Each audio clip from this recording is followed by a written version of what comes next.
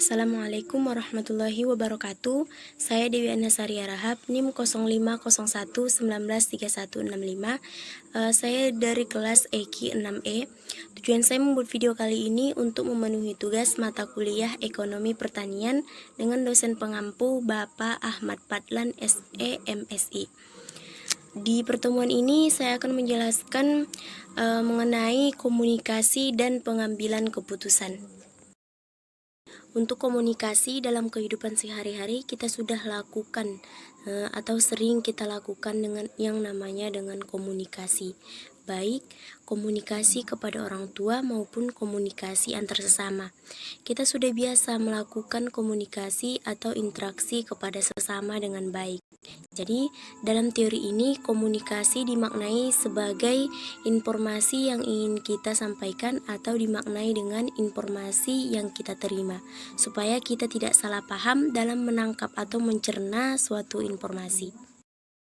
Dan komunikasi ini pun banyak medianya.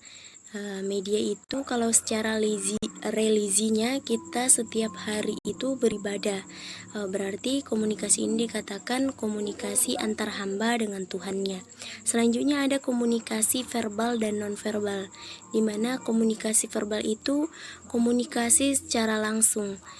Kita bisa mendengarkan suara orang lain atau bisa melihat orang lain supaya kita tidak mudah salah paham.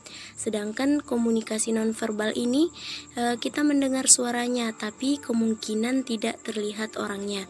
Seperti sekarang kita menggunakan melalui media sosial. Dan salah paham ini sering terjadi apabila kita melakukan komunikasi nonverbal dibandingkan komunikasi verbal. Selanjutnya, pengambilan keputusan. Pengambilan keputusan didefinisikan secara universal sebagai alternatif, di mana dalam pengambilan keputusan yang harus kita perhatikan adalah bagaimana keputusan tersebut supaya diterima semua orang. Untuk itu, keputusan yang baik harus dimulai dari musyawarah.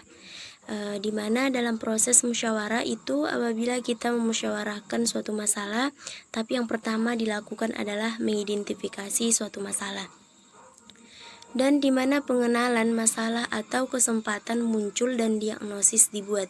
Selanjutnya tahap pengembangan, di mana terdapat pencarian prosedur dan solusi standar serta membuat solusi-solusi baru. Dan yang terakhir tahap seleksi, yaitu kita memilih solusi yang baik dan solusi yang disepakati bersama.